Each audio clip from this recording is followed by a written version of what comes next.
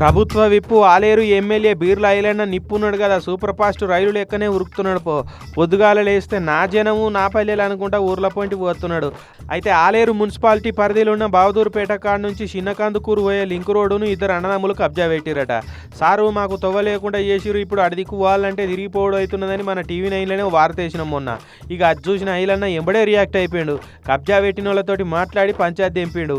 ఊరందరూ నడిచే తొవ్వ మీద కడీలు వాది జాగ మాదంటే ఎట్లనే, మందితోటి తిట్లు తింటే మీకేమొస్తుందా అని మందిని సుధరాయించి కడీలు వీకిచ్చిండి. ఇట్లా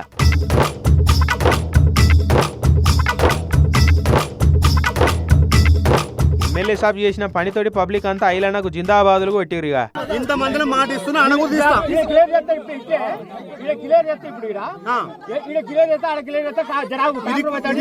ఇంకో దిక్కు పొద్దుగాలే ముఖం గడి చాయ్ తాగక ముందే గల్లీల పొంటి ఇందిరా మీన్ల కథ ఏమైందో అరుచుకుంటున్నాడు ఐలన్న. పునాదులు తీసిన వాళ్ళకు జల్దీ బేస్మెంట్ లేపాలే, బిల్ ఇప్పిస్తా అని చెప్తున్నాడు.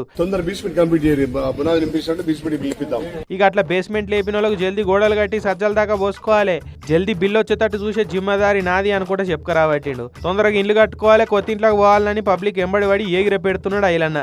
లేట్ కాకు, ఇందిరా మిల్లు తొందరగా కట్టిద్దాం, 90 రోజుల్లో మీకు బిల్లు మొత్తం రావాలి, స్లాబ్ పడాలి.